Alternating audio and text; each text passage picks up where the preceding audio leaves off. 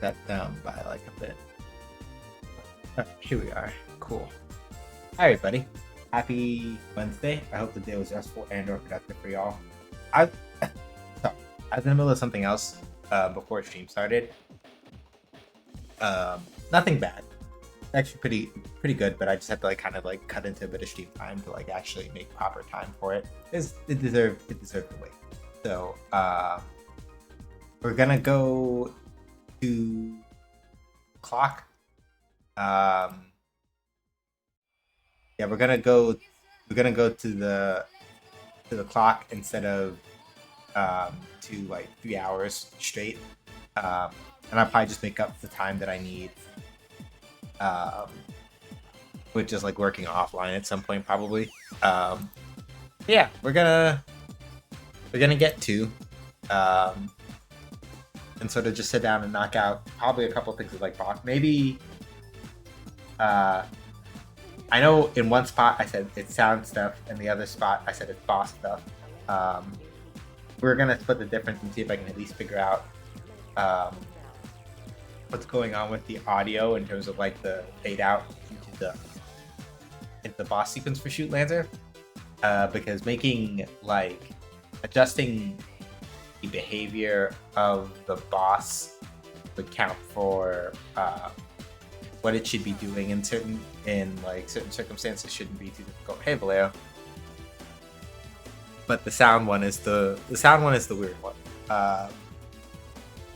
State machine stuff, now that it's up and running, is pretty easy to maintain. So now the hard part is mostly just figuring out why I can't get the audio to fade in and out in a nice time frame.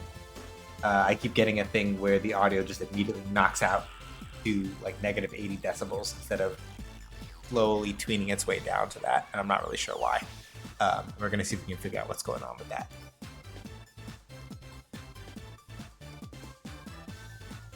As far as today is concerned. All right. Let's see here.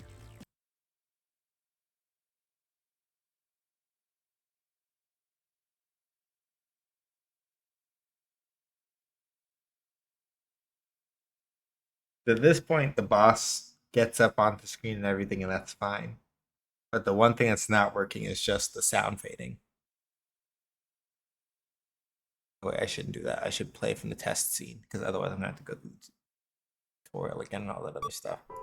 It's not a bad thing, to be clear, just a little annoying.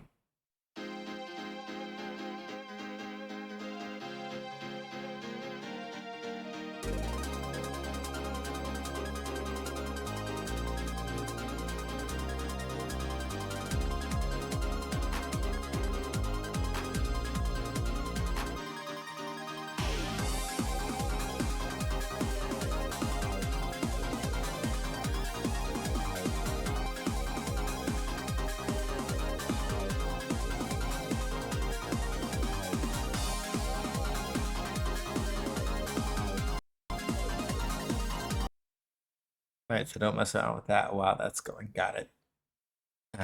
Okay, cool. Yeah, well, you're doing well, Vallejo. Good to see you.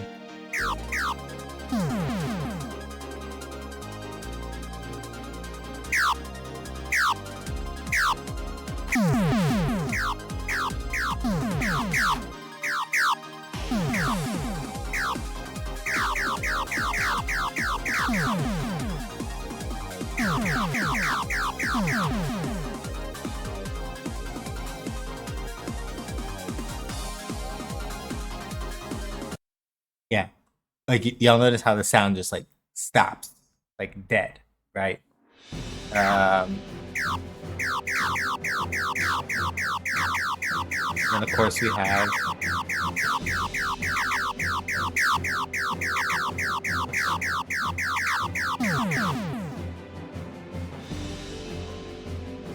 and it's still hurting since last Thursday, but I'm otherwise all right. That's good. Well, otherwise all right.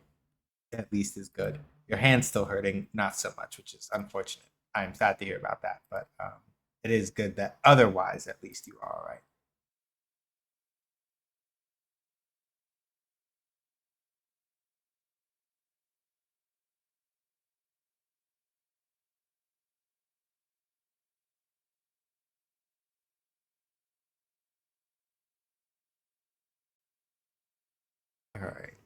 So now the tricky part though is mostly just trying to figure out why it is specifically. So let's go look at the code for this real quick. So go to the state machine game. Go over here to pre-boss. I think this is where I put the code. But this is the main issue that I'm running into right now.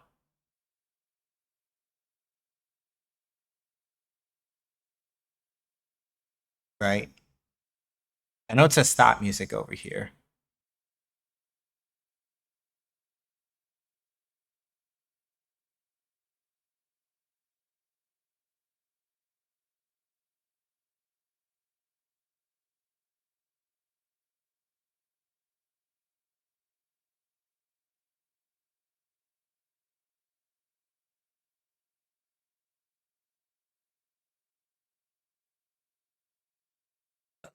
Let's do public static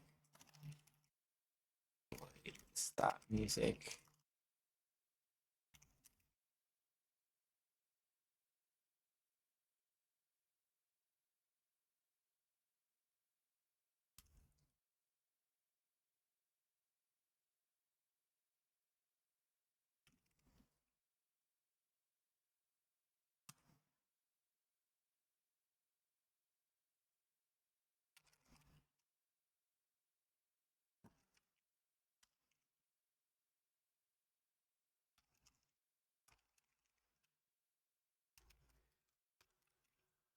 Just want to see some here.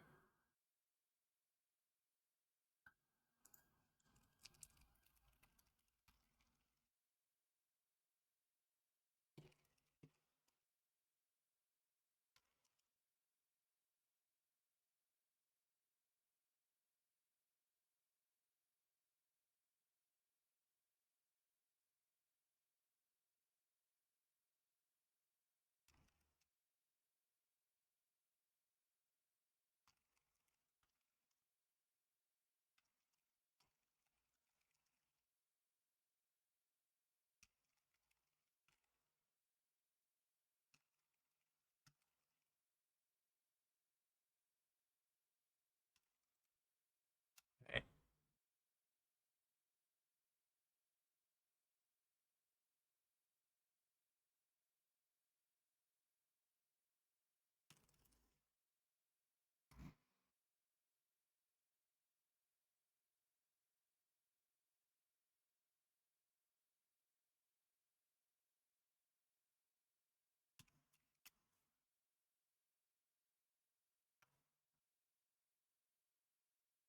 Okay. We have that. Let's do this.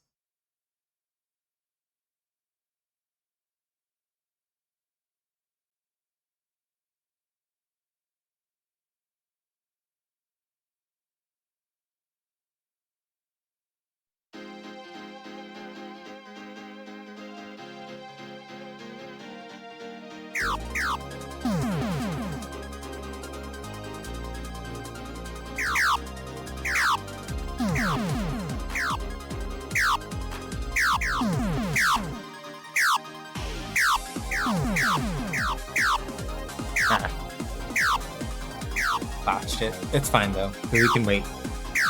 The nice thing is that because I haven't put in a proper game over state yet, even when I like mess up, we can kind of just wait it out and it'll get results. We need to see. Yeah, this is all the drops happening.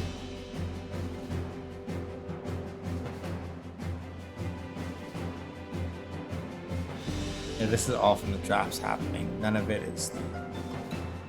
Then I wonder why.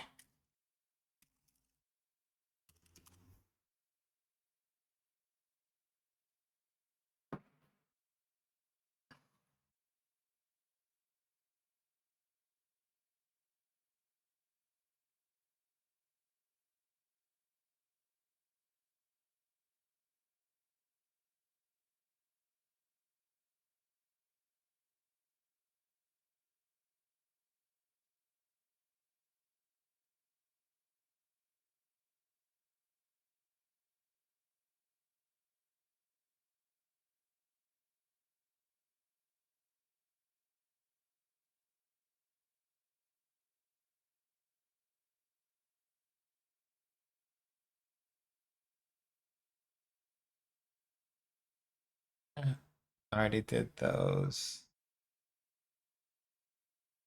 Hey, Stubby.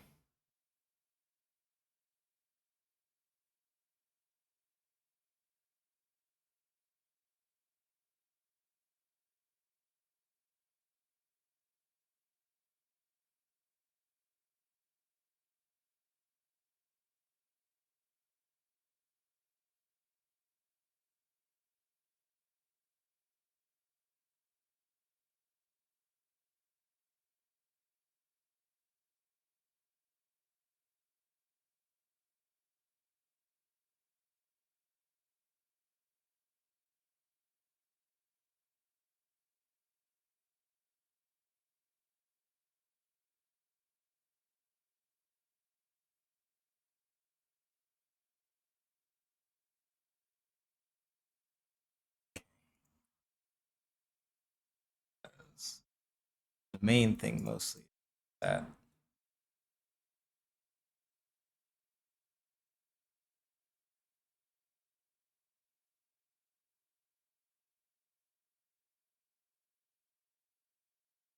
have that. We have that. Hang on. I'm curious. Put it in 0.5. They'll stop it entirely. I'm just mostly gonna see if it. I think it is pushing the volume.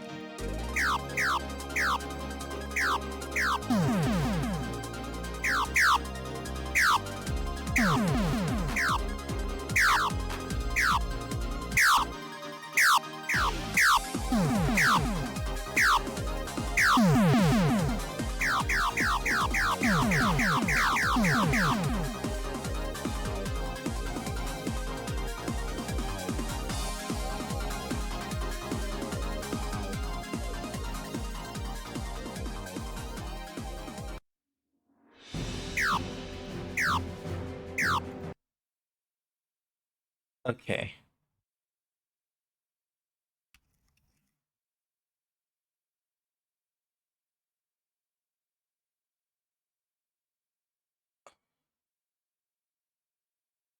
It feels like it started to soften a little bit. So, interesting. I'm gonna try one more thing. We're gonna see how this goes. But yeah, hopefully you're doing well, Stubby.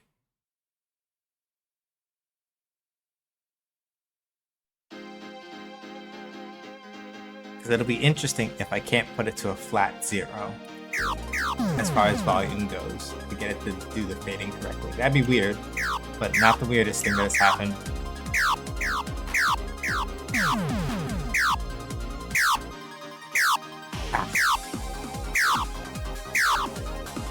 I mistimed that terribly.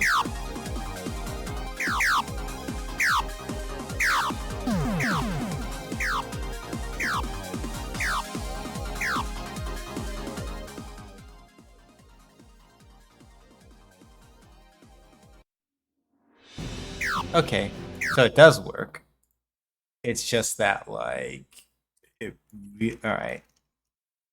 So by the look of it, it's mostly just that if I try to put it, if I put it directly to 0, it just drops immediately instead of taking its time.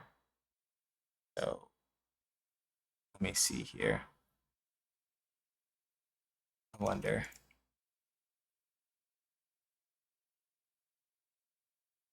If I don't do it like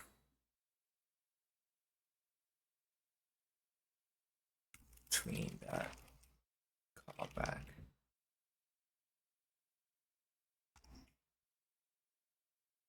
Doing okay overall, I think.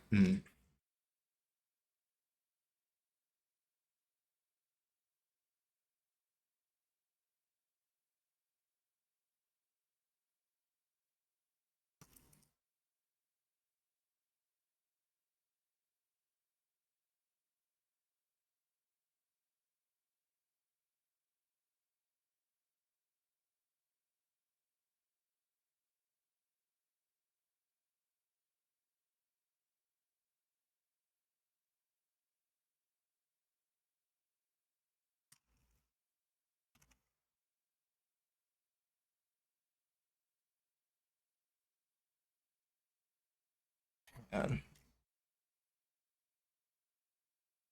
what it is.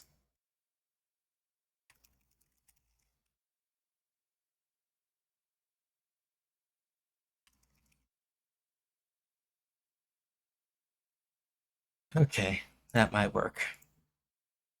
This is a little.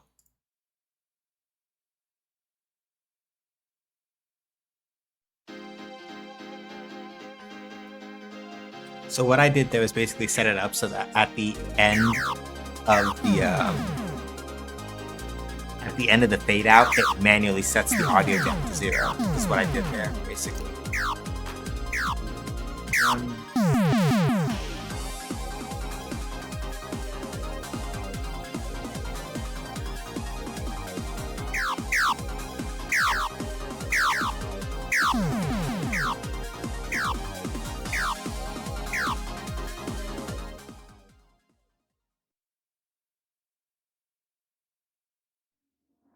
Yeah, that's the trick. We got it. We got it. It took me a minute, but that will do it. So basically, this is the trick that's happening here. This is how we are doing this. What we are doing is when we tell the music to fade out, this is how we're working around it.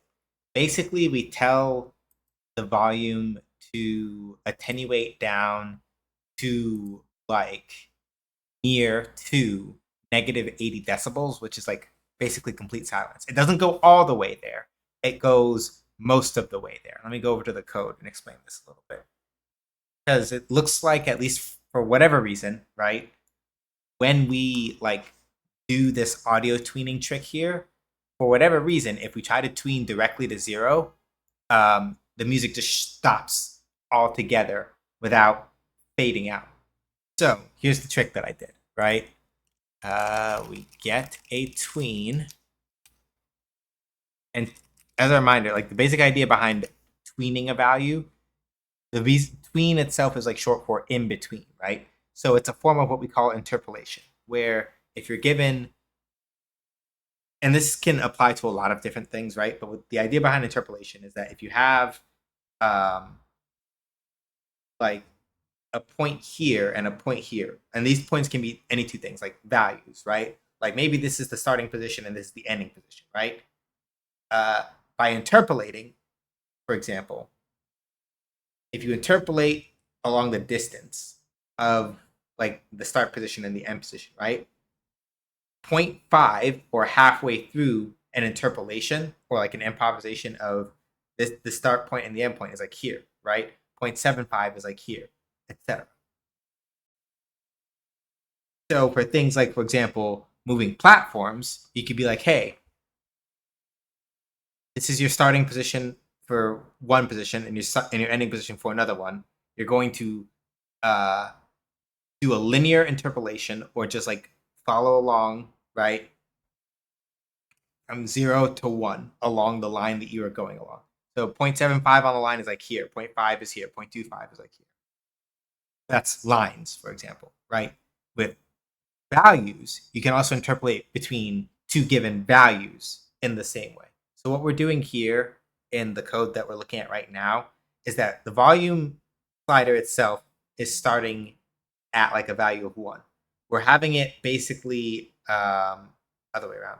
We're having the volume basically come to like this, tune down to like this point, and then once the tween is over, we set it flat to 0 so that you don't hear like the little bitty super quiet music playing in the background still, right? Between the volume down to nearly 0 over the course of fade out time. And then the callback here, the tween callback here will play once the tween is done, right? Once we have hit that point, like right here, right before the volume is completely silent, the tween callback will just stop the music and just outright turn it off so that we don't hear that last little bit. Once the tween is done, play like stop the music entirely, right?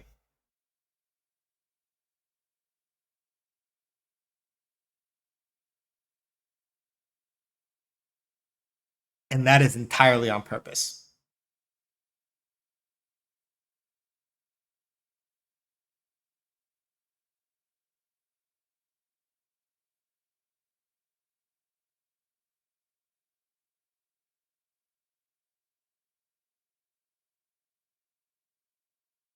So yeah, that's the basic math behind it.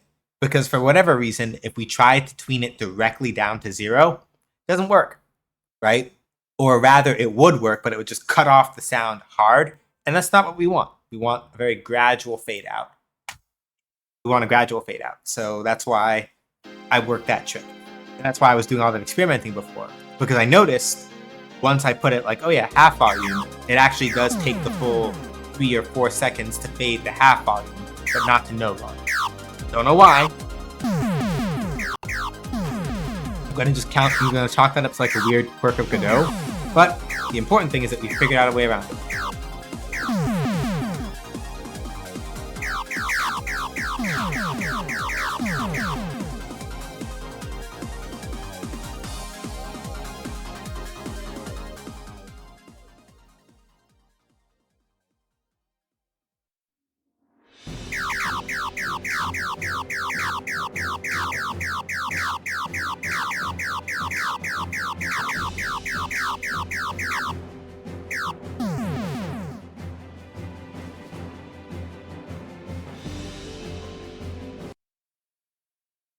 Right? So yeah, now we have the sound of, now we have the volume fading the way that I would like it to, and that's good. What time did we start? You know what? I'm just gonna say not even 7:45. It was like 7:33 p.m. to whenever. Okay. Music fades.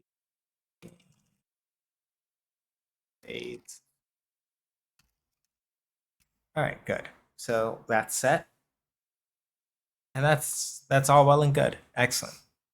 But now,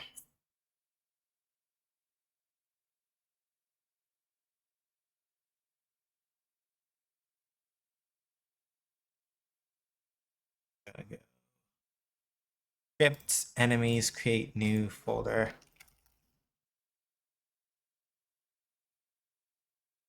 Countdown ended at roughly. What did I put? Yeah. Weapons. Create new script. Right, can't do it from any of those because we don't have. I'll put it to node for now. That's age boss weapon.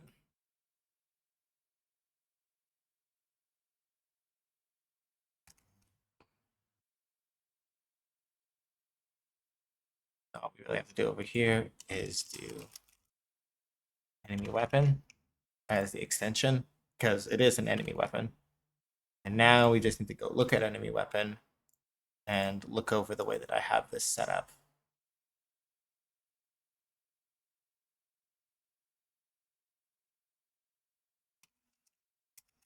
I want to do this as a virtual.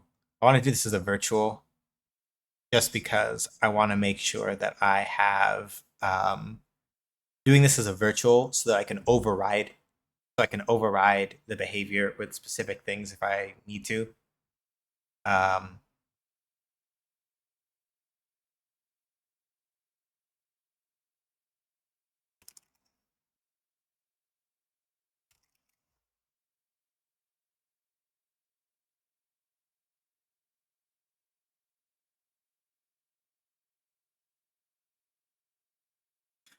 so let's see. Good. Good. All that is set. Um,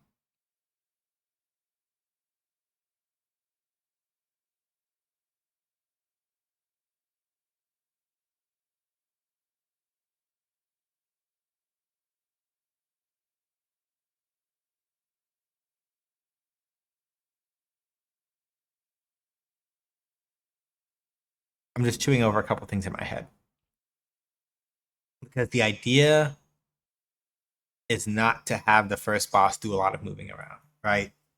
Like the basic idea behind the first boss is that it's just like a big old. It's like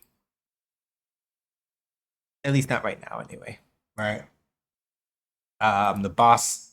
I don't have any intention for it to come like moving around, doing anything like super wild up on that end yet. Right. This is the first boss of the game.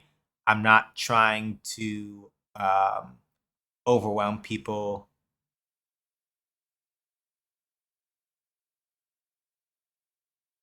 I'm not trying to like overwhelm people with more than they're already overwhelmed with. Um,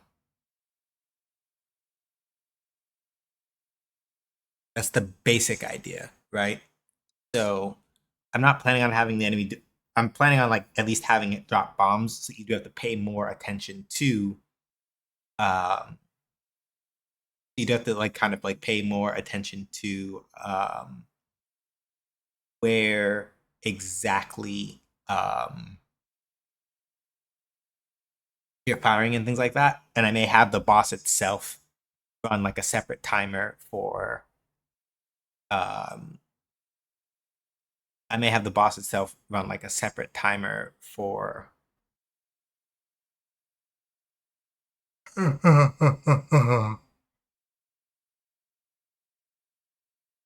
potentially spawning extra enemies, but that's not a whole thing I'm down willing to do yet.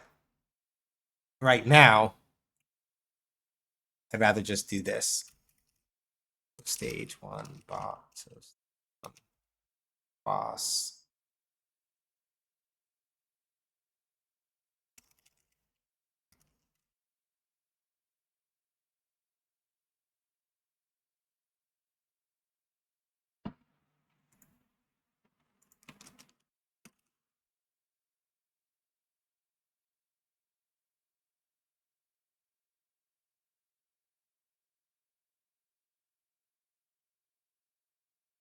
So here, for example, if I want to actually use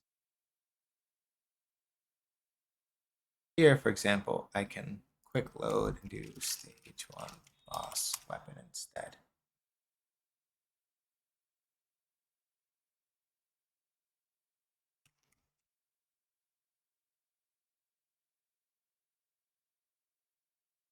There we go.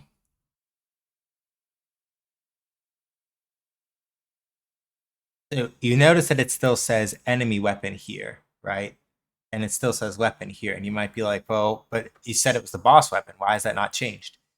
In Godot in particular, and this is something that I need a little time to get used to, if you have a script that inherits, for example, like this one does, that inherits something from something else, it lists it lists the objects that are inherited in like recent order and then going backward. So the further down in this list a particular heading is, that means like the older the inheritance is.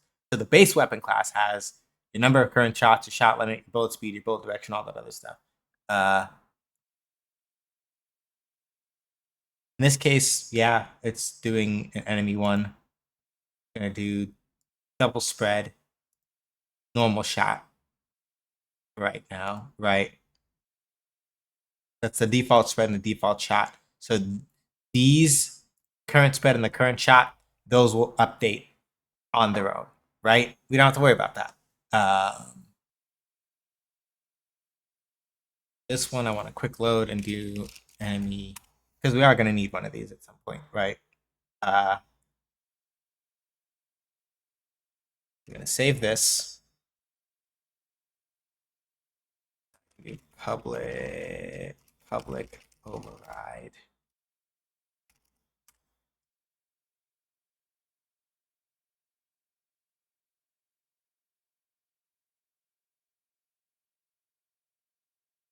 Hang on, I should public override on firing timer timeout.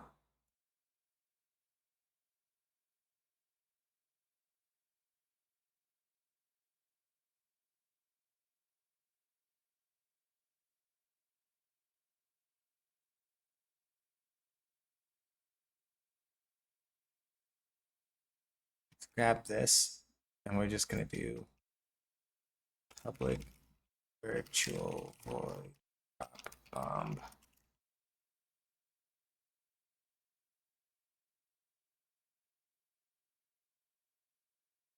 I should check something actually.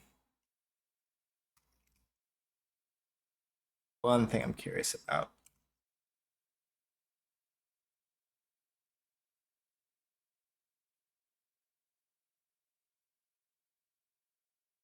Okay. So yeah, at this point though, so the weapon is also responsible for dropping bombs. So then what I should do really is here in the weapon class. So we're gonna go all the way back to the base weapon class over here, right? We have one for firing. We have a thing for firing bullets, right? We should also have public virtual void drop bomb, right?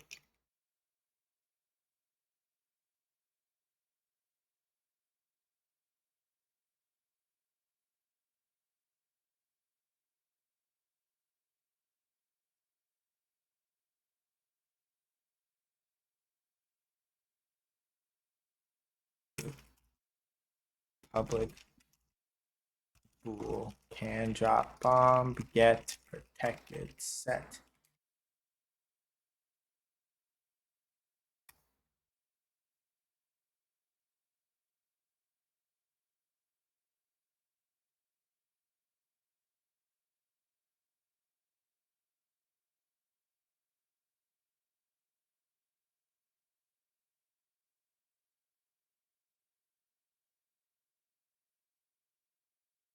Yeah, honestly, I might as well take these. This. Come over here. Save. I already have that one, right? Play a weapon now.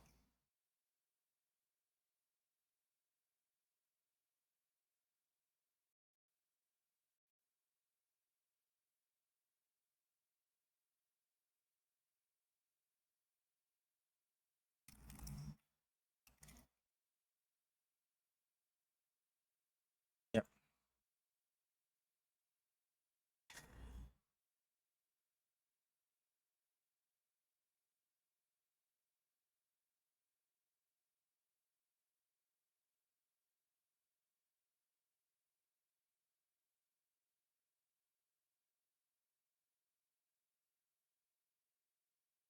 Cool.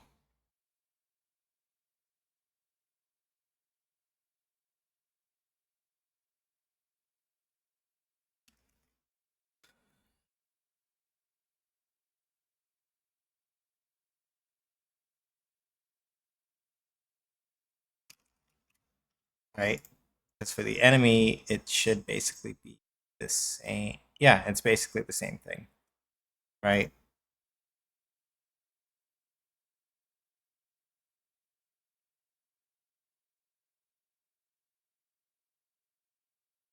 Grab this.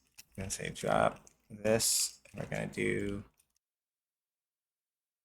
It's not quite the same. So what we're gonna do instead is public override this. And throw this code in there instead, and it should be fine. So by default, right?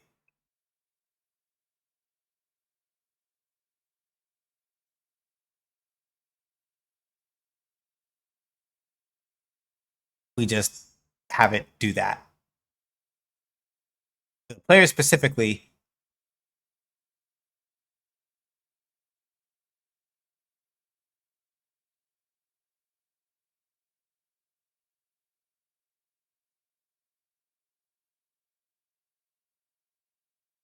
Okay. So what we can do is base dot drop bomb and then do this basically.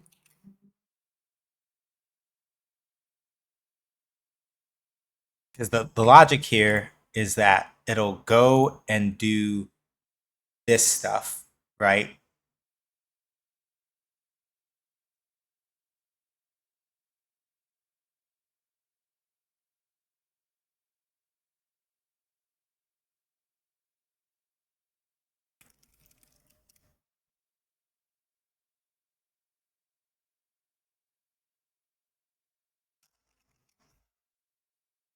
right? So the idea is that a weapon has the ability to do that without us having to worry about it. So now for the enemy weapon, though, we shouldn't need this because it should be basically the same as it's already there. And the reason why I went to all this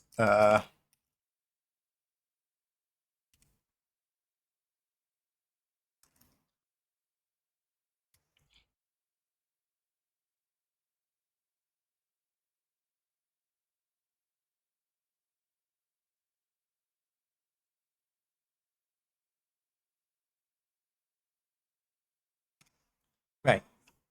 The reason why I've done this split is so that the bomber has the ability, if I so choose, right,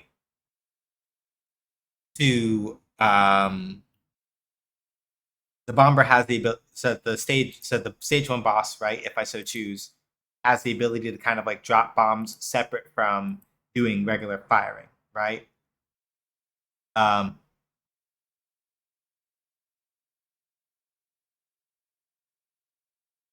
that's pretty much how I'm choosing to like work around that insofar as like that goes. Because right now, before I did this, it was a thing such that for the enemy at least, you had to make a choice between either I only drop bombs or I only shoot. Now that is less so with the division that I just made between that I just made over here. That is now not the case.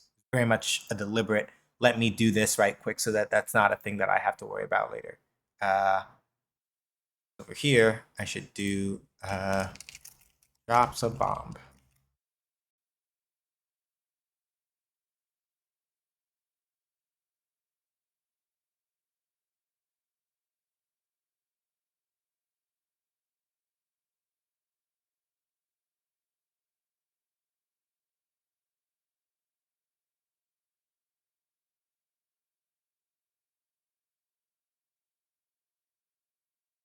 Yep. And then when the bomb detonates, you can drop it again. So we don't have to worry about that part either, right? Which is the nice thing about how Godot does signals, right? Because you notice that we've done a thing where, right?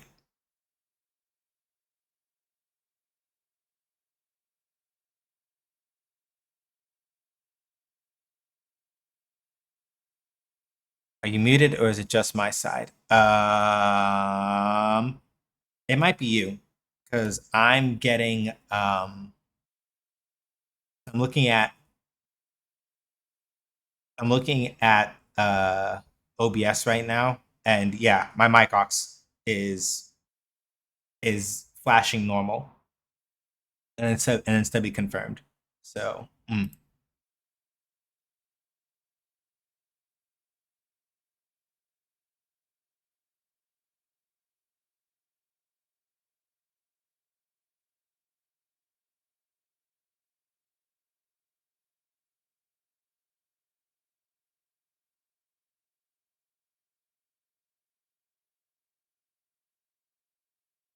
yeah, Twitch fuckery. That's pretty much it's got to be it. That's Twitch for you. So yeah, ideally, assuming that I didn't break all of this, which I should just go check right now because there's a pretty good chance I did break all of it by messing something up. But let's double check that. But ideally, this will set it up such that if I want the stage one boss to be able to drop bombs separately from being able to fire, it should be able to do that now.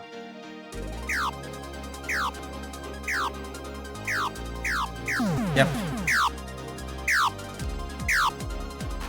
Knew I broke something. All the time. Always happens. Okay. Play a weapon. Hang on.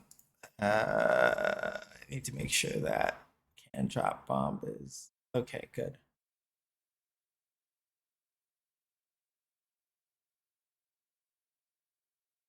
A weapon. Nope. Don't need to do that. I can just do base drop bomb, reduce.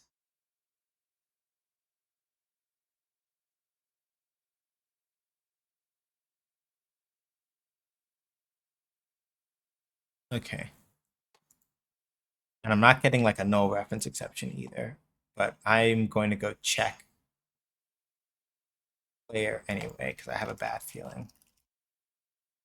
Go check the player scene anyway just because I have a bad feeling that. Yep. I had a bad feeling. I was just like, I bet you anything that I sat here thinking about it. I'm like, I bet you anything that it just didn't register this. It didn't register the scene correctly. So that's fixed.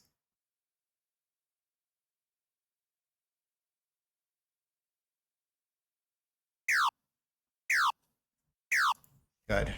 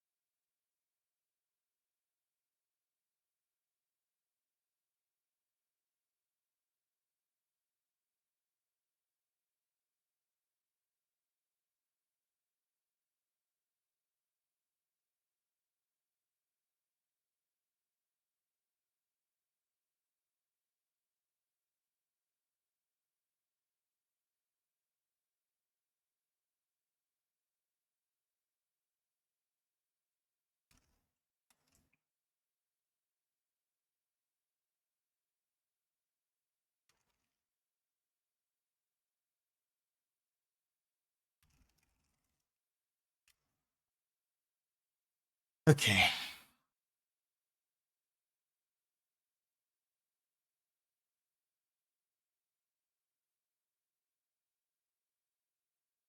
All right, good.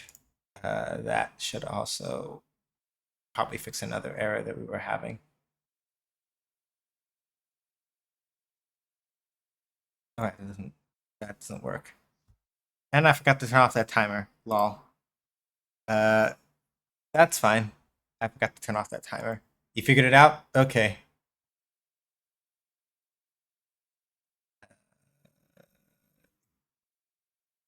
Oh, is it also related to the gilded fuckery? Or that you just happened to figure both of them out separately? Here.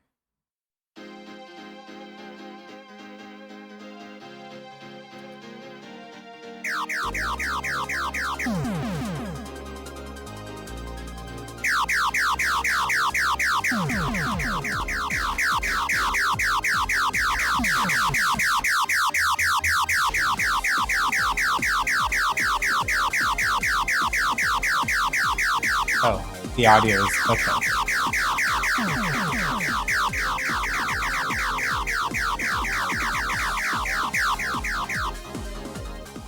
Sorry, y'all. I did not mean for those to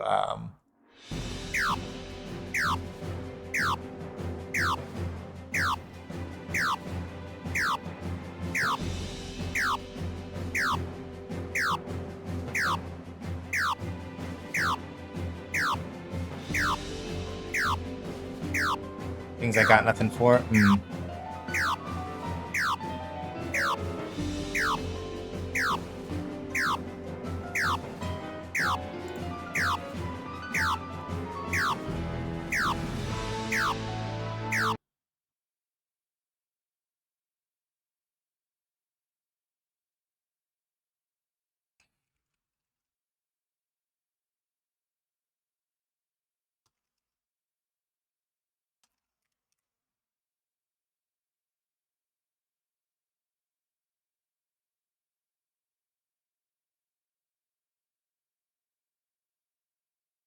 Oh right, now I know why the enemy shot isn't firing. It's because I forgot that I changed the There we go, that's better.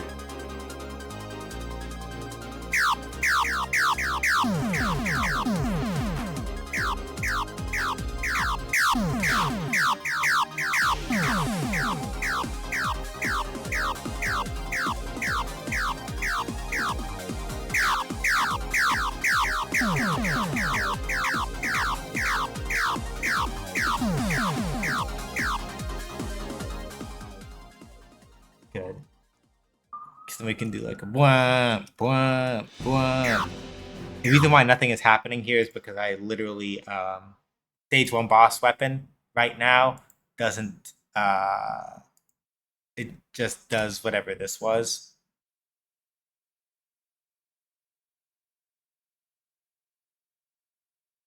And there's a very good chance that I may have okay. Double normal. It's that.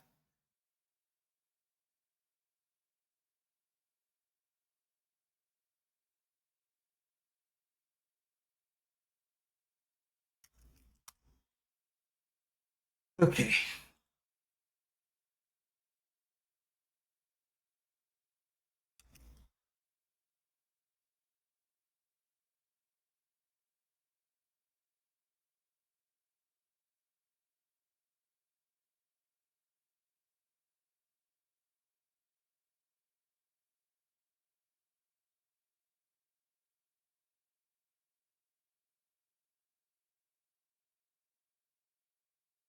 Okay, so the current spread and current shot are not updating correctly.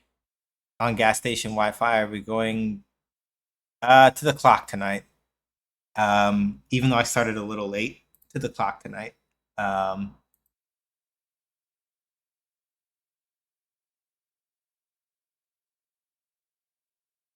doing my best not to like push push. I'm doing my best not to like push later than I know I should be on things because well, for reasons that are mostly related to I have been staying up late and playing a lot of other stuff is part of why I sleep in a bunch, but I'm doing my best not to exacerbate that on streaming days um by you know doing the thing where I push stream further than the listed time, and then after that go, well, I didn't have time to play anything, and then I play even later than normal. So no, we're going to the clock, not the time. So we got like another 40 minutes or so before done for the day. But oh, that's why.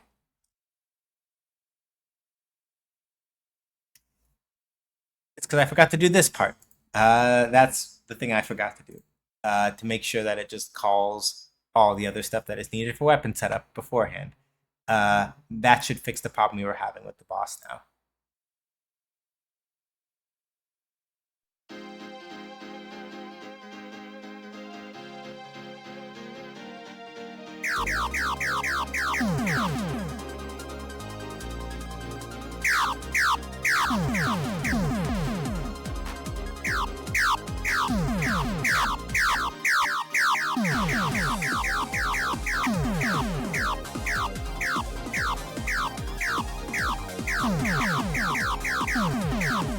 Also, now inadvertently, troopers are a little more fair because they're not going to be shooting like endless streams of bullets on a timer. They only get like up to 3 on screen at a time, by the look of it.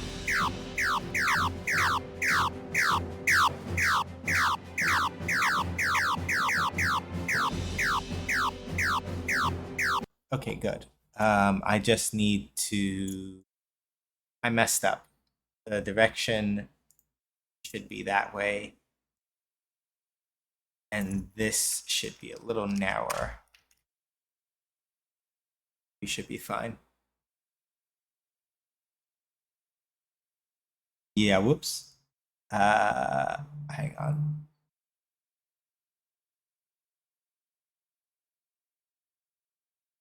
I'm gonna do level 1.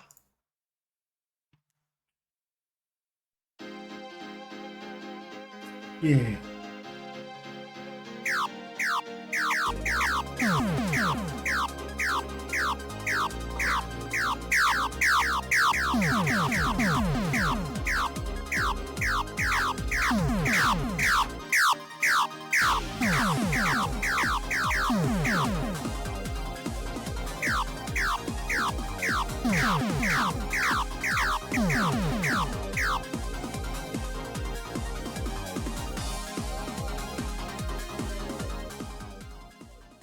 Imagine that, basically.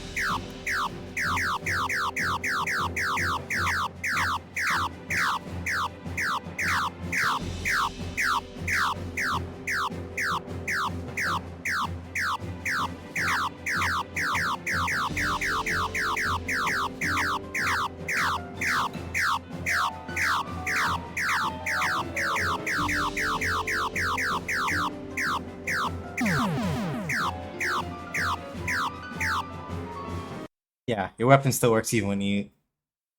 I won't be there for end of stream, but the things and stuff have been done. Thank you, Shark. Appreciate it.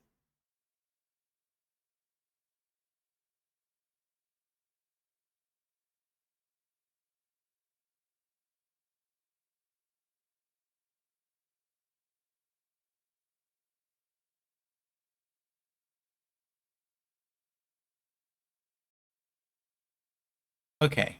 So that pretty much works the way that I would like insofar as like that behavior goes. Now we can examine the okay, but what else does the boss do? Sort of thing, right? Probably the way that I'm gonna have it work is let's try this. Because ideally I would like the boss to like fire off a couple of shots for a little bit, throw down a bomb, you then have to destroy, and then rinse repeat. So here's how I'm going to set this up. I'm going to go over to the stage 1 boss and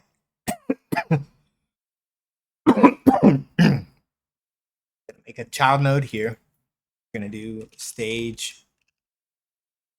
Oh no, we can do it in the idle state, I guess. Because I already have that. So we're going to go into the idle state script, and here's what we're going to do. Process over here. Right, I'm going to add child node. We're going to do a timer, and we're going to do bomb timer.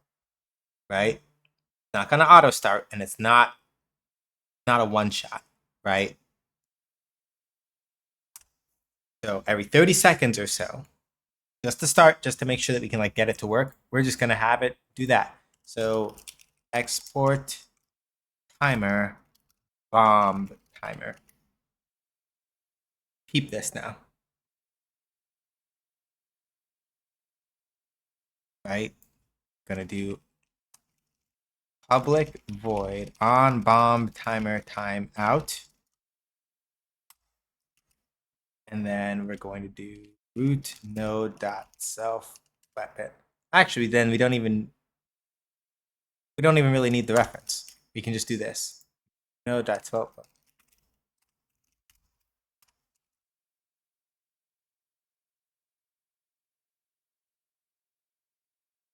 We're just gonna have it drop a bomb. Blah. And then it becomes your job to deal with that. Right? And watch this now. We're gonna do timeout. We're gonna point to the idle state. We're gonna pick. Hang on. I may need to build. I have to build it. Give me 1 minute. The one thing about using Godot with C# is that sometimes you do have to like stop and properly build your scripts just to make sure that like on the Godot side of things, Godot can see the nice things that you have set up. So we're gonna just take a step back here, go to this one, pick on bomb timer timeout, and connect. Right?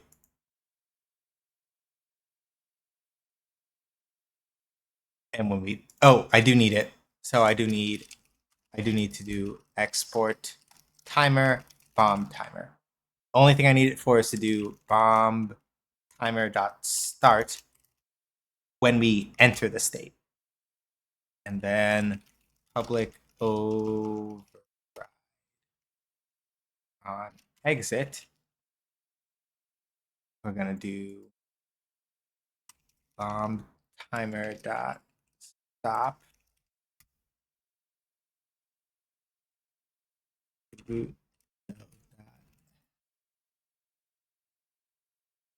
health depleted. We're gonna do plus equals state machine dot set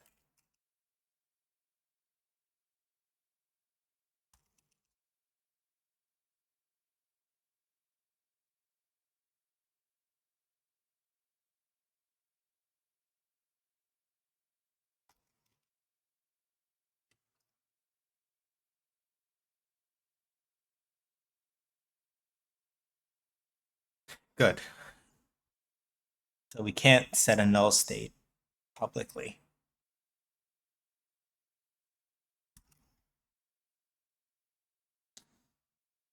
All right, cool.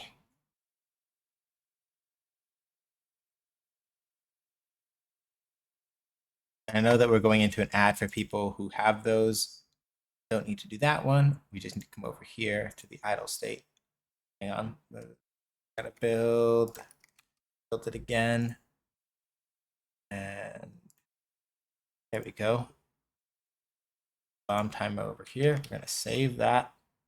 We're gonna come back over to level 1. We're gonna run that. Test this one out, make sure it works.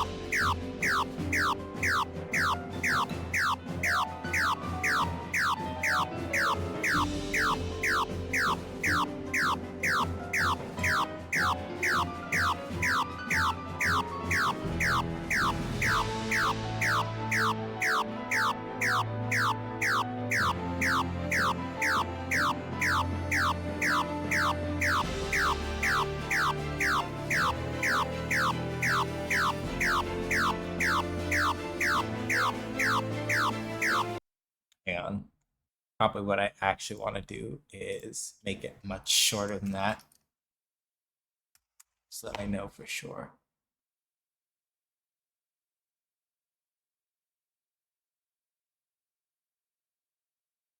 Right now, auto start is not turned on, and that's on purpose. Because if auto start was turned on, shenanigans would be ensuing, and that is not the thing that we want to do.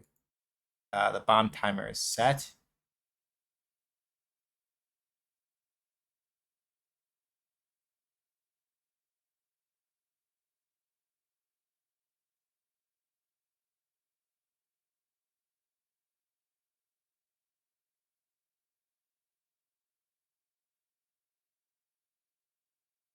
Okay.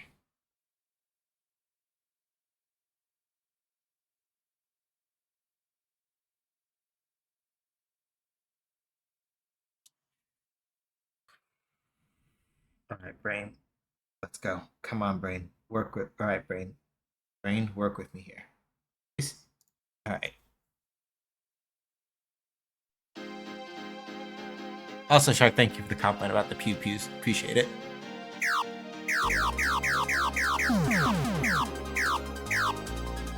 Oh. Ducks. Hang on. I forgot to tell.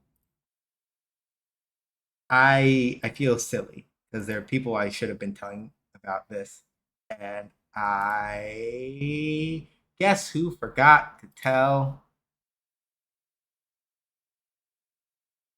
KT's folks that I was streaming today.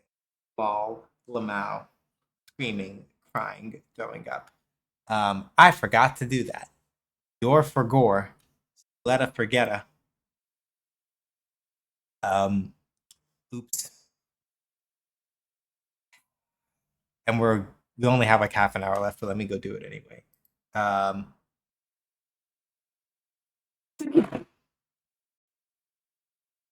Silly me.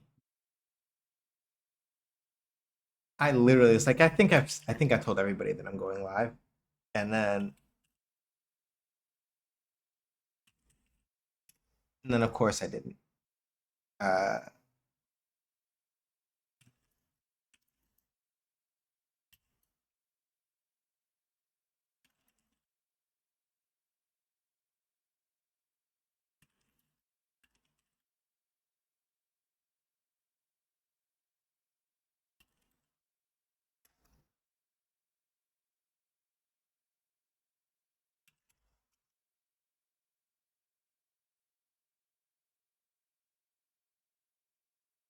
Yeah, silly me. I completely.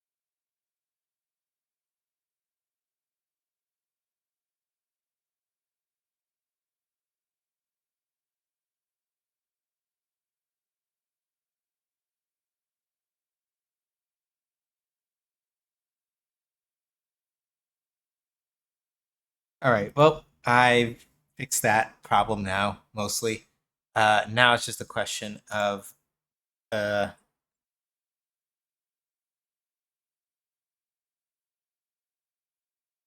oh right. Uh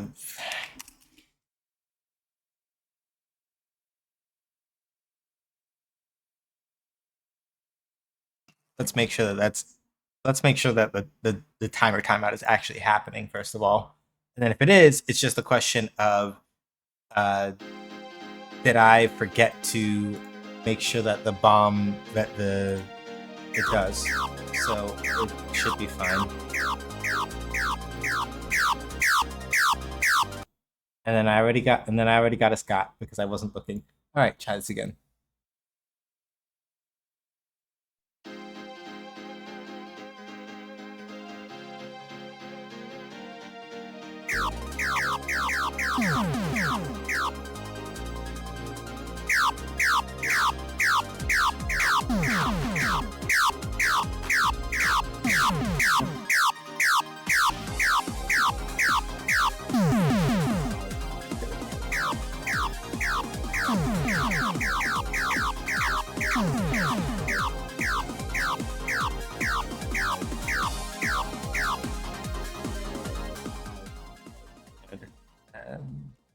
I'm really happy about the fade out, by the way. And I figured out that it's like, yeah, I just really need to like. Okay. So we are reaching it. It's just that the bomb is the bomb is not dropping.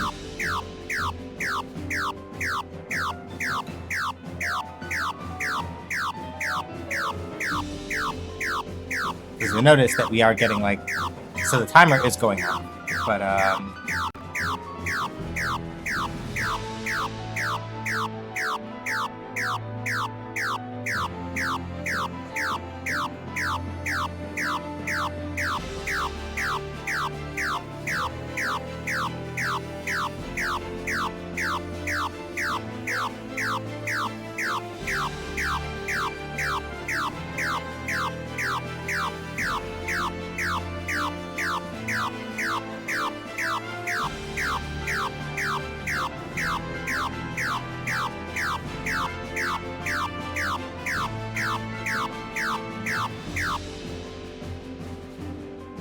okay. Because very clearly the timer is going off. It's just that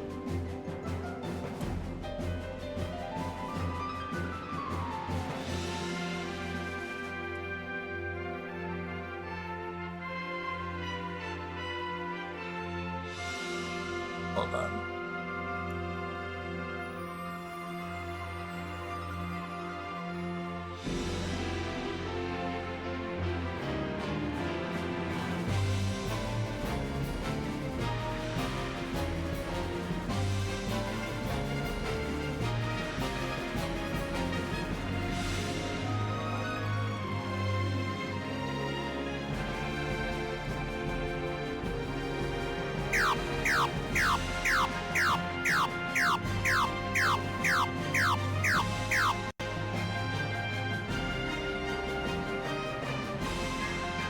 Yeah, okay.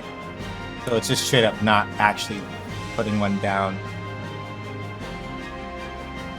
at all. Okay.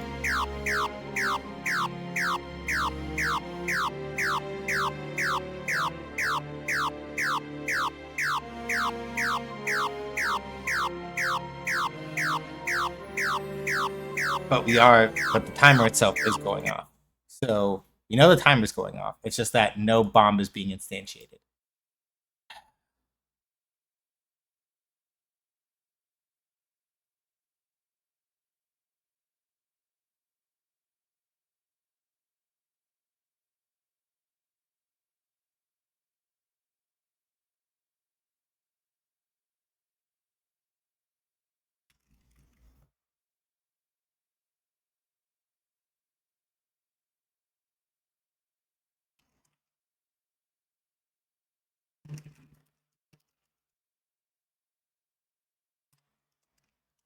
Alright, let's just do that instead.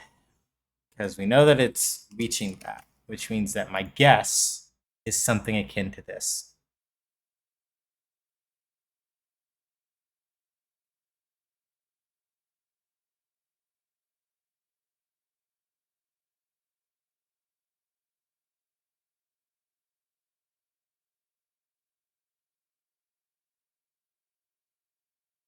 And it should be already set to true, unless there's literally something else that is happening that would give us reason to not do that.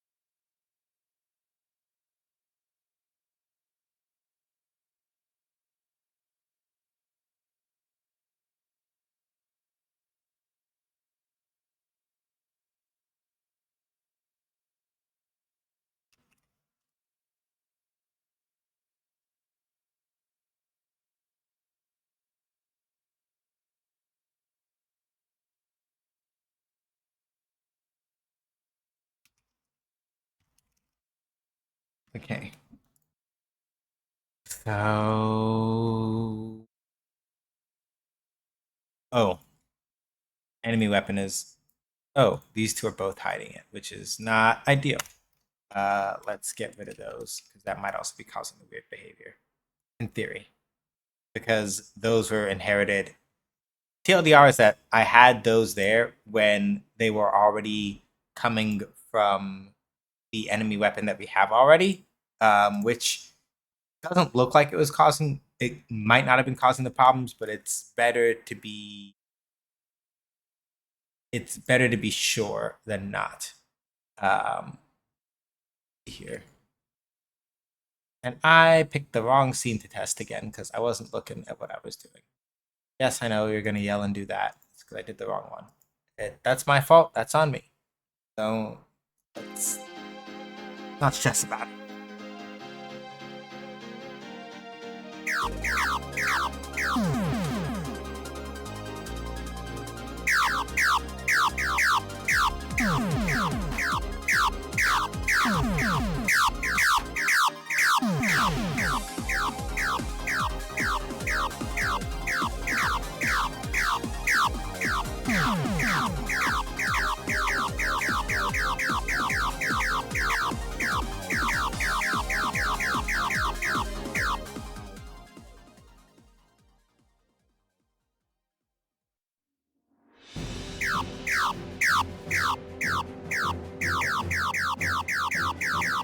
Okay, yeah, there we go. We're cooking. We're cooking. We are cooking. Yes, we are cooking. Obviously, we don't want it to be doing it that many times, clearly. We want it to, like, we want it to not be that fast. We do not want it to be that fast, very clearly. Or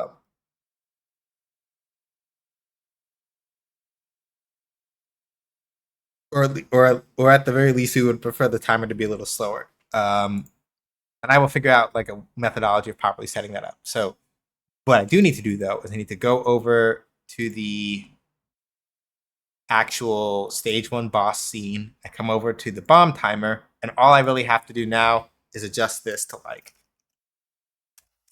5. So every 5 seconds or so, drops a bomb.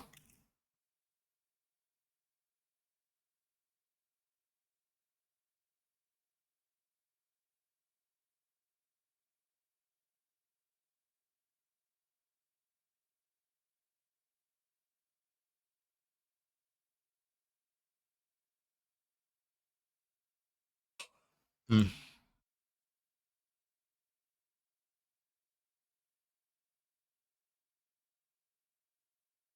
And now, for example, right, I can come over here.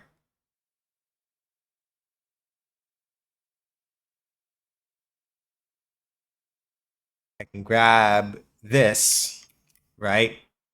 And over here in the stage 1 boss weapon, here's the way that I can like set this up. For example, I can just do export position. Nope. I have to remember what this thing is called. Give me a second. Because there are a couple ways I could handle this, right? I don't necessarily want the bomb to speed up, but I can, for example, do this. Add a child node. Point.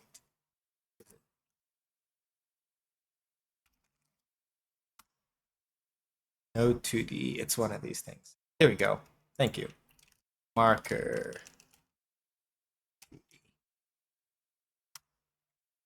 Right? And where this marker 2D is, I'm going to do bomb pause offset. Right? Bomb pause offset. I can put it like right here. And then we can do very simply marker 2D bomb offset. Right?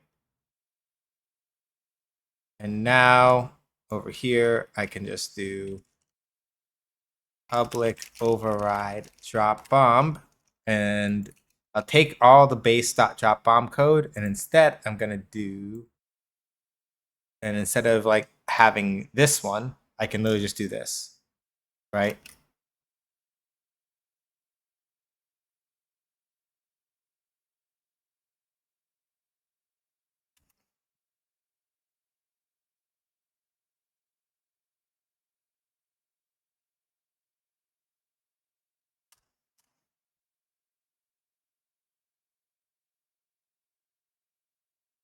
I can just do this.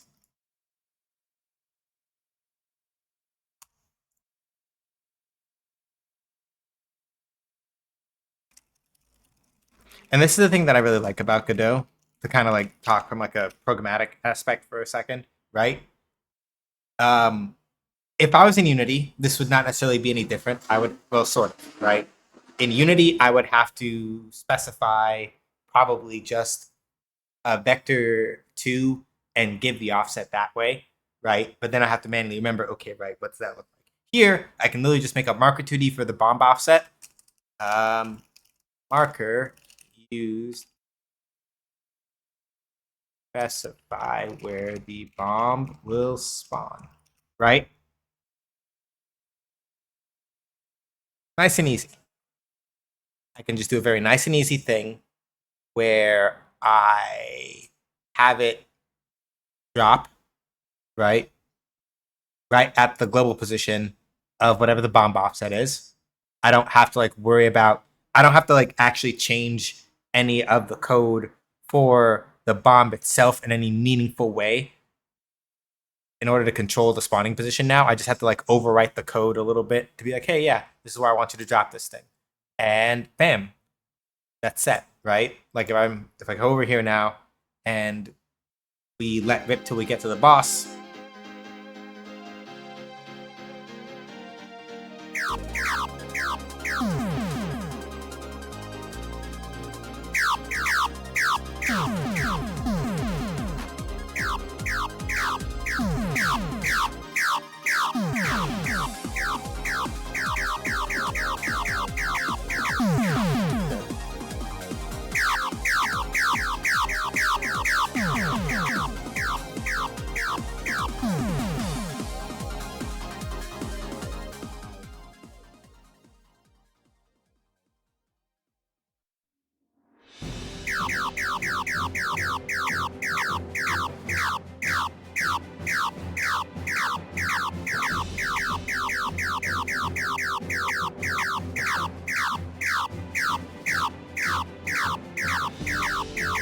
Okay, and now it's not doing that anymore, which I get to cry.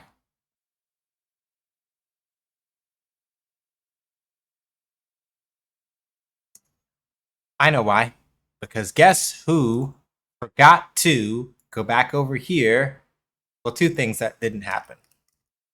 One, again, like when you do certain things, you always got to make sure that you got to build the state again, or you got to build it for that particular reason.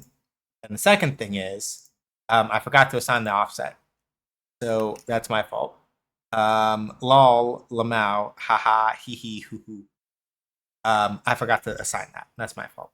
Now it should work because I forgot to assign that before, and that shouldn't be a problem now.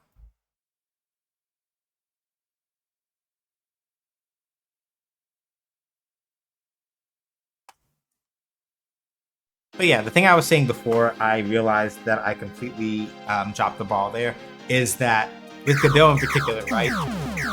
Node composition can be a little bit weird to get used to initially, but it's useful because for things like timers, right? If I was going to write a timer in Unity, I would have to. Okay, there are many different ways to write timers in Unity. I should be specific about that. There are very many different ways to do it.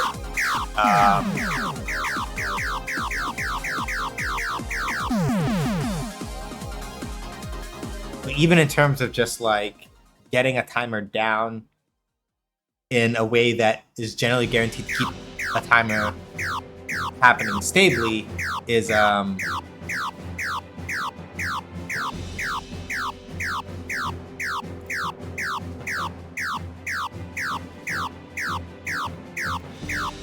okay, so the enemy bomb is spawning. It is spawning. Like, you can see that it is spawning. It has no speed and it has no direction. That's a problem.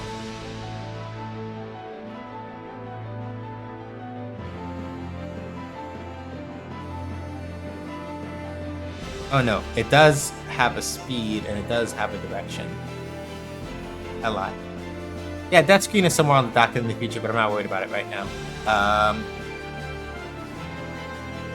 Mostly because I have to like talk with the team. Well, I need to decide how I want to handle dying in this game and go from there. Because it doesn't make sense to like run it on an arcade credit system where it's like, oh, okay, you only have X amount of retries. Oh, lol, you're out. You're done.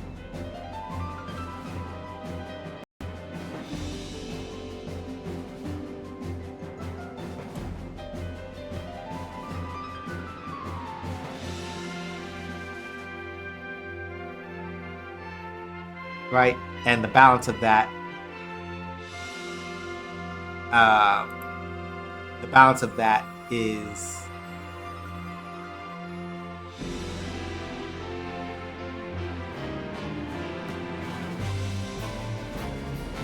is tricky, so to speak. It's one of those things. I lost my entire train of thought just now. Lamau. Sorry. My brain does that thing where it shuts down sometimes because I get distracted by something else.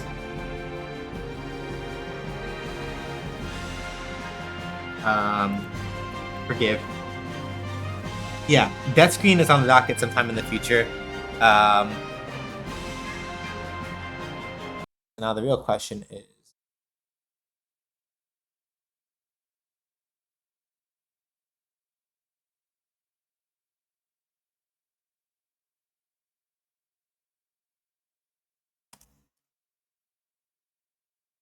okay, let's try that. Because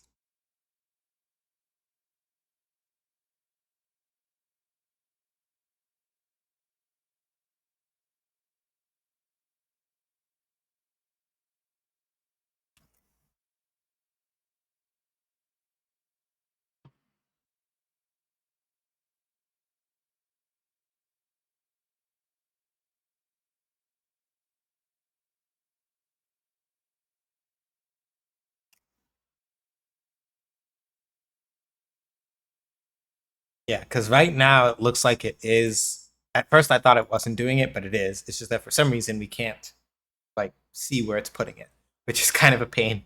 It is happening. It's just now the question of like where on the screen is the is the enemy bomb being dropped off to the boss.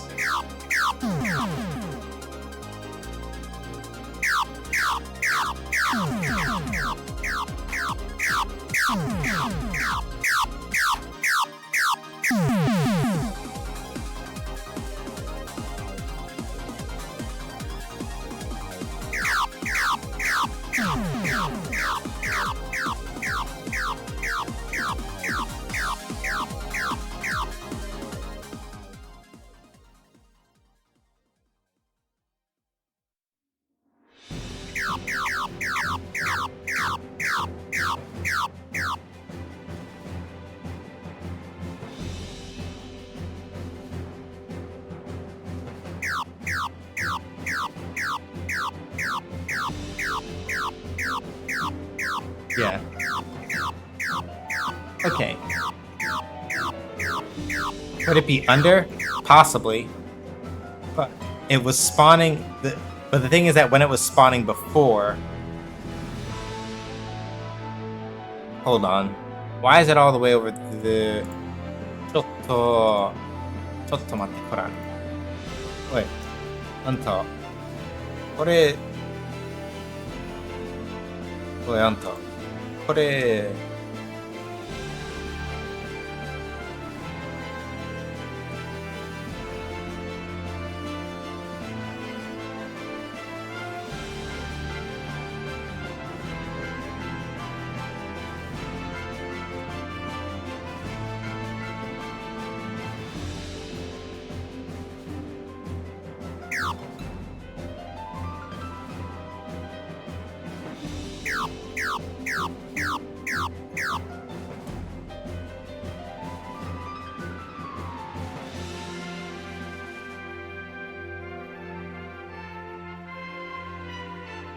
Because stage 1 boss itself is all the way over there.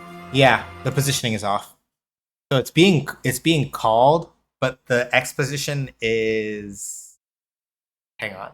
It was like negative 350 or so, right? So then that means I need to visualize this. Give me a sec. Air start pause. That was being put. Oh. Yeah, it's being put like way back here for some reason. And then not coming on screen. Which is weird.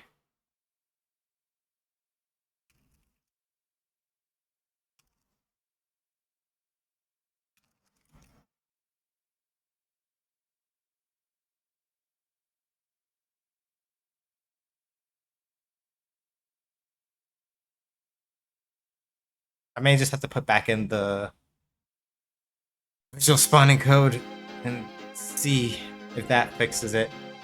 It'd be weird, and I prefer not have to do that. But basically, from what I can tell, the enemy, like the boss's bomb, is spawning just like way off. I don't know why, it just is.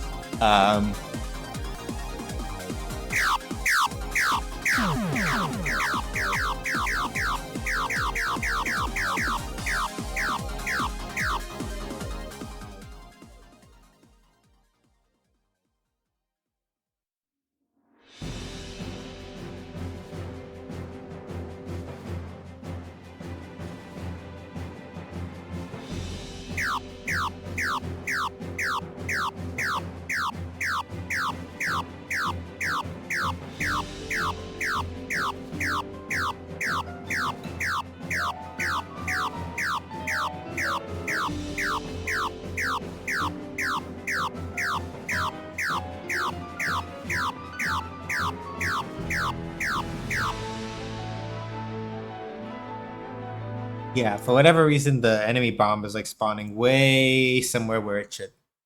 So, in the interest of not making myself upsetty, what I'm gonna do is I'm gonna grab the code for the bomb previously. I'm gonna put it back over here. I'm gonna grab it, drop it off over here. And what we're gonna do is I need to put it further forward. So we're going to do like this.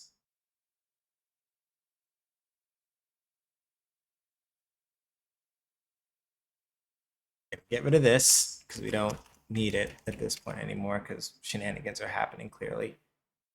We're going to rebuild it and we're going to let it rip. Because we know that before, with the bomb code that was there already, it was working fine. It just means that I need to like, if I put it back and adjust the manual offset, then it should be fine. This still does not change what I was going to say about Godot nodes, which is that while compositing Godot nodes can be kind of a pain, for things like timers, it's very helpful. Right? Literally, all I have to do now, if I want the bomb timer to be slower for the first boss, then all I really need to do is if I want it to be slower for the first boss, then all I really need to do is go back and adjust the node itself, and it should be fine.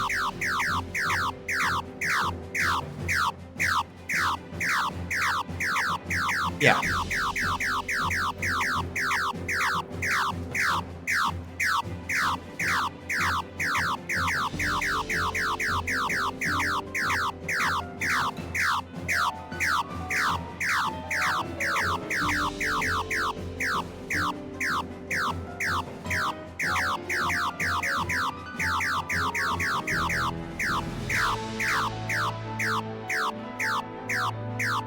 Yeah.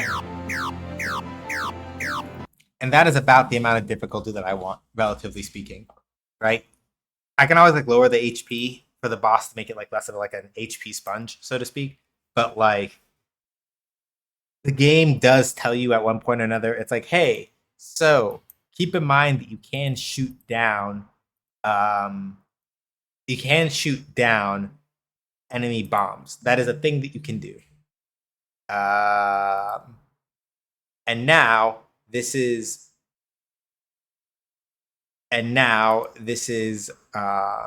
how you deal with that, right? Like it was like, hey, lol, guess what? This thing will be dropping bombs every 5-ish seconds, and now you kind of have to coordinate your way around that. Lol, have fun. I don't know why. So what I'm gonna do real quick now that I know that the position offset is working about as well as you might expect for whatever reason. My guess might be that it's because maybe I put it on the wrong side, but whatever. We don't need it, so I'm going to get rid of it. But this still doesn't change the fact that, for example, right, like if I want the timer to be longer, which will make it easier, right, I can very easily just adjust it over here. Or if I felt like it, right, I could make a variable over in the idle state that then ties over to the bomb timer. And now, right, the main thing about Godot that is a little tricky to get your mind around, but the thing that I appreciate about it is the way like the signaling system works. There are a lot of things where, provided that I set up the signals correctly, I do not have to think very hard about how to like. I don't have to think really hard about how to set up my own systems for watching certain things as long as I make sure I connect signals right. So, like with the bomb timer signal being connected as it is, right? I don't have to like sit and like think about, oh god, do I have to count? Oh god, do I have to this? Oh god, do I have to that? Right? No, like game does it itself, and I don't have to like stress about that, which is good.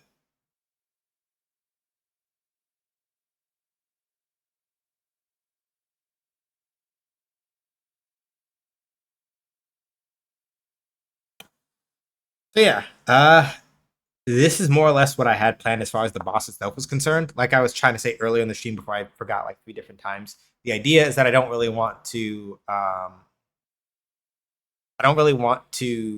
make it overcomplicated in terms of like, oh yeah, the boss is also like flying around while also dropping bombs, and now you have to do no, no, don't want to do that. Not yet, if at all. Right.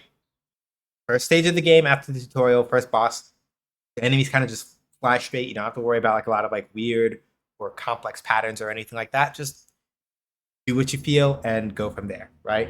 That's the basic idea of how it is that I would ideally like to have that handled, right? That's what we're working with, because I don't want to like make people feel like they have to like figure out, oh God, how do I XYZ, right? But the added wrinkle is just that, hey, making sure that you know early, yes, you can in fact shoot these bombs, right? And if I want to make, if I, and the nice thing about this stage one boss is that because it basically only has these two behaviors, it keeps like the feeling of things that I need to tweak in order to make the fight harder or easier. That is a lot easier to control, right? I can very easily just be like, hey, the fight needs to be easier. Okay, I can try slowing down the release rate of the bombs, or I can try switching the shot type to single, because if it's a single shot, right, that is less. Um, if it's a single shot, you have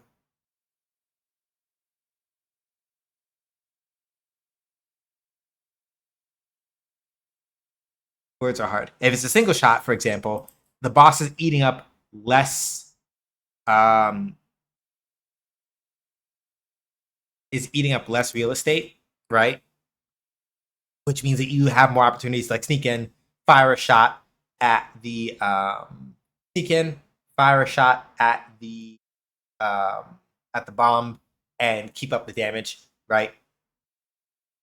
I can also cut the HP down so that it's a little bit like there are a lot of different levers to kind of pull, right? But we have them. So yeah, let me sit down and like record where we got down. So music fades for boss sequence. Weapon types can now weapons of all types can now individual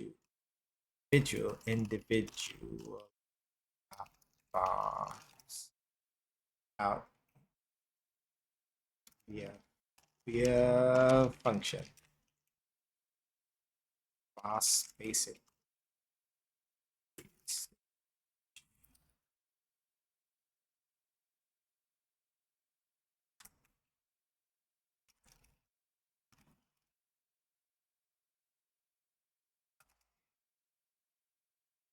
Okay. We have that. We have that. Bug fix. Weapons now assign their shot speed properly on ready. Fixes player weapon firing more slowly than more slowly.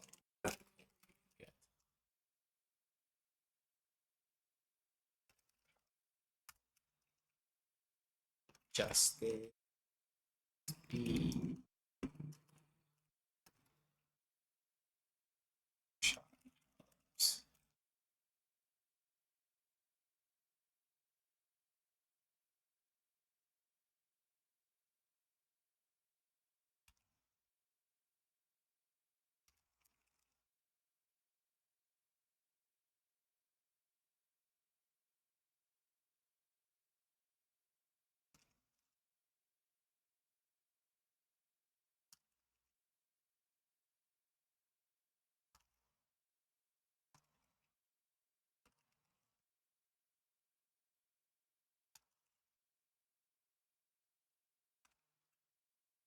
Music creates this. Okay.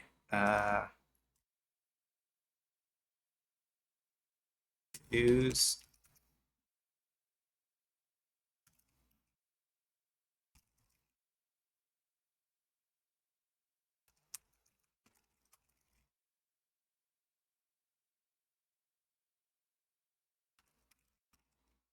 I can do this one real quick. Actually, it should be pretty easy. Um,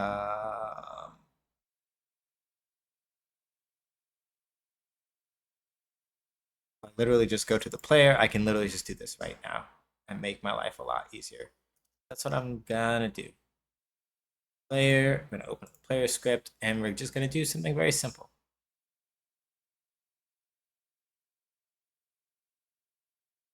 Health script health depleted. We're going to do plus equals lambda, so we can do like a function, and we're going to say player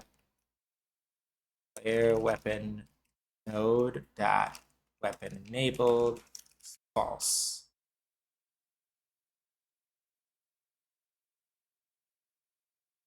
Weapon node dot set weapon functionality false.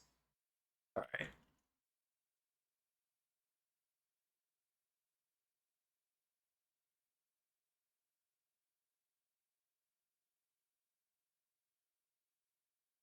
All right. I should also make a point of if can drop bomb double equals true and weapon enabled is true. You want to make sure that that's also the case. Here for the stage 1 boss weapon and weapon enabled. Basically, the reason why we're doing this is to make sure that like we can't do a runner and do a thing where it's like lol lol lamau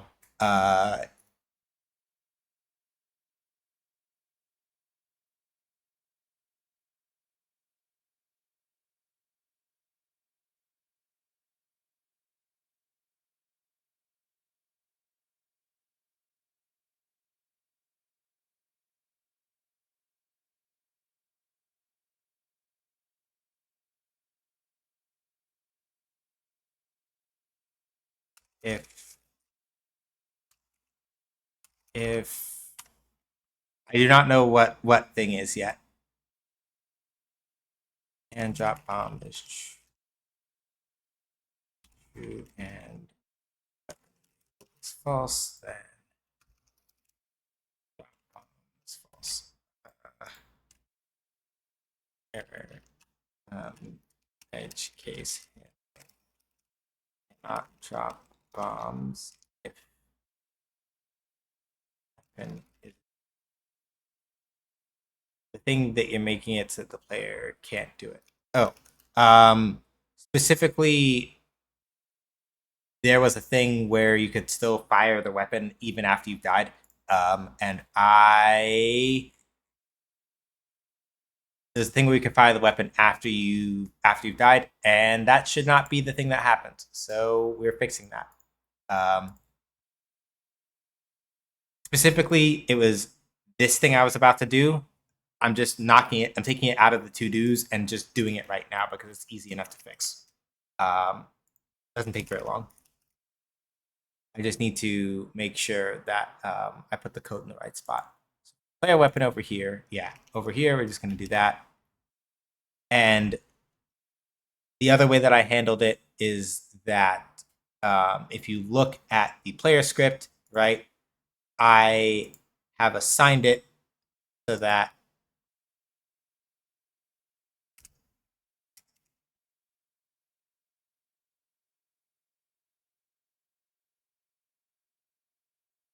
then register destroy player and weapon functionality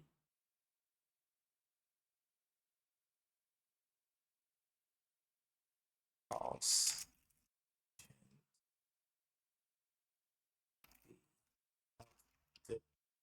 signal. So basically this way, right? Right here is where we're actually doing it, where it's just like, hey, if once the health script runs out of health, you should take the player weapon node and turn off the weapon functionality, right? Handled. The player weapon itself will do an edge case handling, where it's like,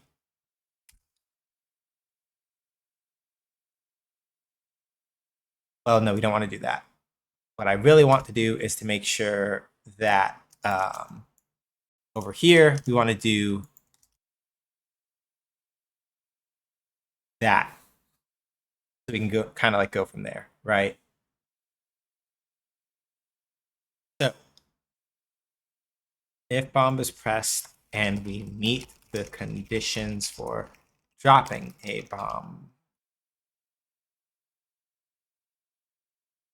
drop a bomb, right? So here's the important thing. All right.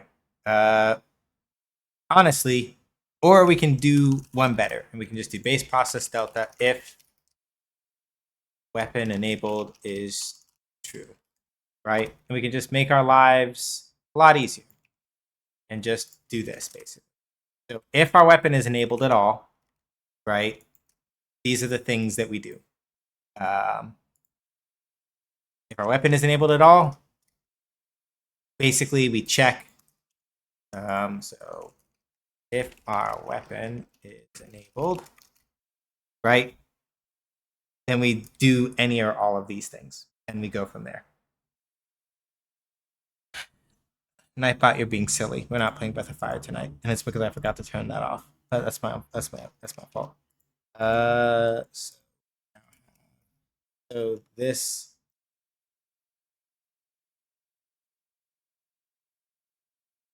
player weapon is disabled on player's death.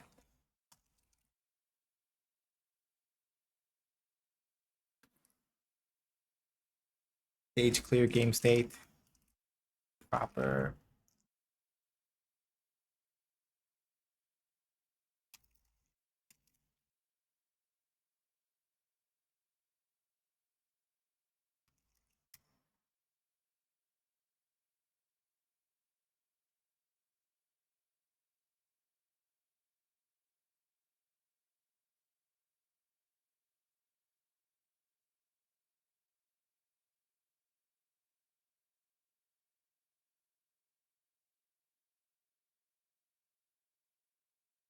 Okay, cool.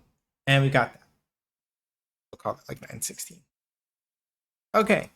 And that's us as far as that goes. I don't want to push any further because the ads are coming up in like another 10 or 15 minutes and I want to get us out of here. So we're going to call that there. Thank y'all for coming by stream. As always, I deeply appreciate it. We are, of course, going to go raid out. So I know Shark's not here, so let me just run ads real quick. Or commercials, rather. So, I do game design and analysis stuff over on co-host. I'm going to finally sit down and do the next part of how it goes with Godot to kind of like talk about where we're at with Shoot Lancer so far. That should be probably sometime in the next couple days. Legend of Dragoon pieces going to start going in the can at some point. Probably once job stuff is one way or another, something happens with that. I do have like some past posts over on Medium as well if you want to go check those out. Stream VODs will be up at youtube.com/@SJHthose if you want to go check those out. We have game dev streams like this, Fighting Friday streams, and our Year of Breath of Fire and other previous like Sunday streams up there for your viewing pleasure. If you want to support me in the stream long term and you don't like to give money to Amazon or Jeff Bezos, my personal preference is that you use my Ko-Fi. If you do $5 a month, I keep like $4 and change out of that, and that's a much better deal than like what Twitch gives me as an affiliate for like sub revenue and things like that. My throne has a bunch of gifts on it from things like funny little cartridges for my Common Rider belt over there for like stream redemptions, more serious things like a wire cage for my computer setup, for a monitor, another monitor, and a monitor arm, so I can like get like a VR, like a double monitor setup going. Those are all there. And my card has on my other social media links. And then my Guilded, we don't really mess with Discord because Discord does a bunch of things that are like kind of annoying, and I don't really use it. I prefer not to use it for community stuff unless I have to. But if you feel like hanging out with us when we're not doing stream stuff, you have that as an option. I,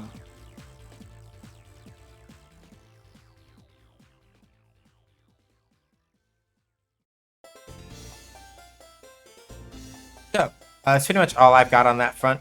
Uh, let's go see who we're gonna go hang out with potentially. Uh,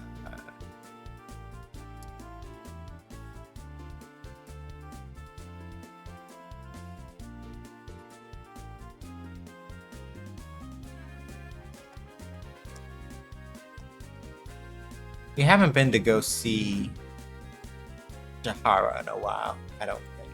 We could use something a little bit cooler headed, I think. So Jahara Jade is a cosplayer, avid Final Fantasy enjoyer, and just generally all around chill human being. He's offline.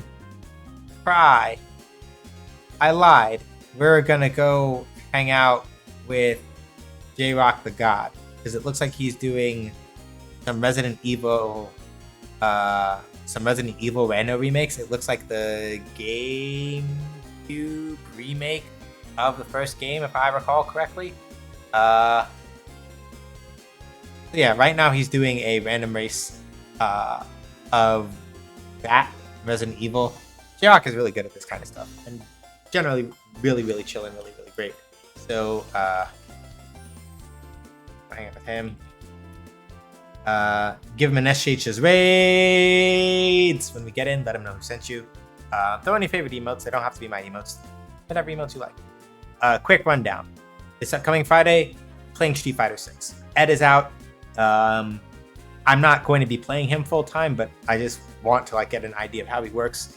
Check him out. Probably die a couple times to people who have been grinding him for the week because I haven't felt like playing, and then I'll cry, and it's fine. We'll be okay. We'll make it work. Sunday, 5 p.m. Eastern Time is more Breath of Fire 3.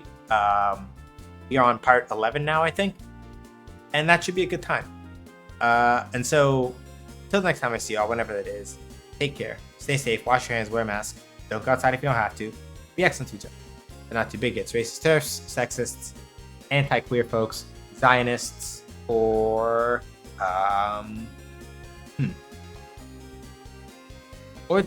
to CEOs who are still doing video game company layoffs. Tech is not having a good time, and I'll be honest about it. It's a really bad look that we are probably near. We are coming up very closely to, maybe we're 3,000 or so off from the same number of layoffs we've had, the gaming industry had in 2023, or maybe 3,000 numbers off, and that was roughly around 10,000 or so. I believe we are maybe numbering 7,000-ish or so at this point. Not a good look. Capitalism sucks. But anyway, that's all I've got. Let's go hang out with J-Rock. I'll catch y'all later, whenever that is. Take care, yeah?